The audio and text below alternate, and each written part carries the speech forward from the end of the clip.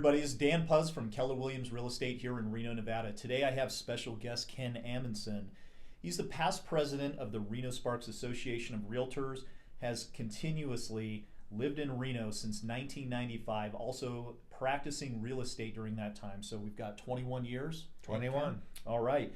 What Ken does that is so important to today's question is that he actually does the monthly market reports for the board, which he's the numbers guy. So he is really in tune with what's going on in our market. So let's dive right in, ask the most important question everybody wants to know. Are prices in Reno going to continue to go up? Well, I think they are. One of the things that we've done during this past year is watch very carefully whether the market is going to continue to recover from its bottom back in 2012. And so far the answer is definitely yes. And I think the good news is that prices have slowed down just a little bit so that they're a more sustainable number, but I think they are going to continue to go up. Right, because we did see some really sharp increases over the last couple of years, but we're starting to level off. The last 6 months have been fairly level in that they've just been going up at a more reasonable pace. We were up 15 to 18% month over month sometimes during the past year or two.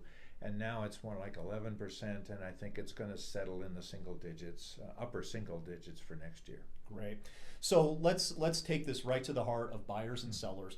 If you're a buyer, should they buy now, or do you think they're going to get priced out of the market if they don't hurry up and get that home? And for a seller, should they sell now, or are they going to continue to go up in price if they do wait and try to get more equity out? Well, I think one of the things that's helped us is that sellers are now selling for their own reasons and not just for the money.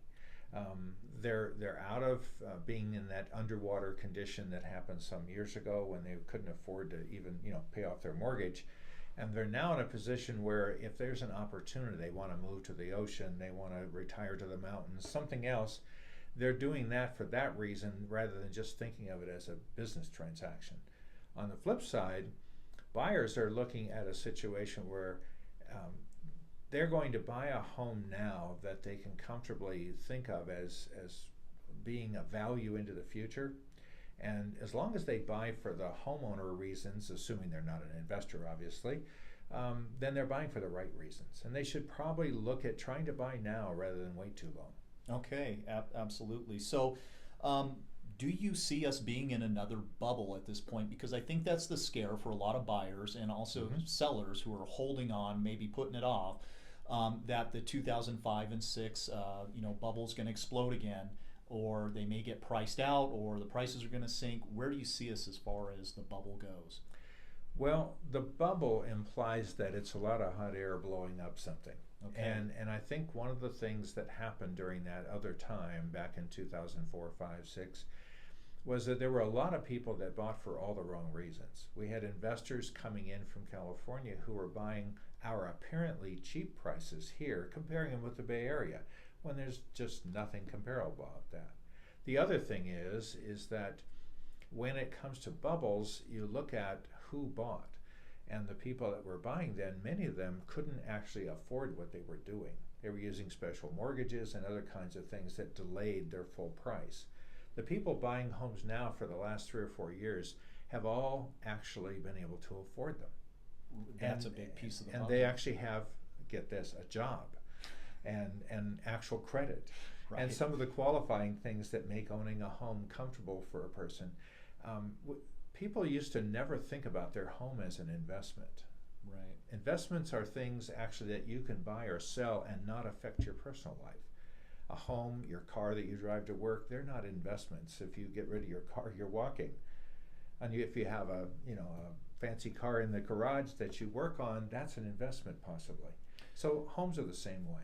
So if what it sounds like maybe a better question would have been, is there actually a bubble happening? Because it doesn't sound like we're actually in that bubble situation again, because the buyers who are buying are more qualified than they were when what happened in 2004, 5, and 6. I think that's a part of it, and a big part of it. And also, people that are buying homes now are more likely to be homeowners rather than investors. The investors bought them when things were at the bottom, quite frankly, and many of them have been sellers during this last 2 or 3 or 4 years.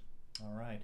Ken, thank you very much for being Thanks, here sir. today. I really appreciate your help, and so do the folks. If anybody has any more questions, Ken, you are an active broker here at Keller Williams in Reno. Anyone has any more questions for you specifically, how can they get a hold of you?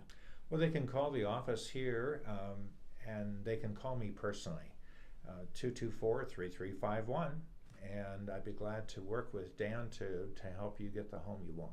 Perfect. Thank you so much for being here. If you have any more questions, please direct them towards Ken or myself, or leave a comment in the YouTube comments section. I'll make sure to get those answered as soon as possible.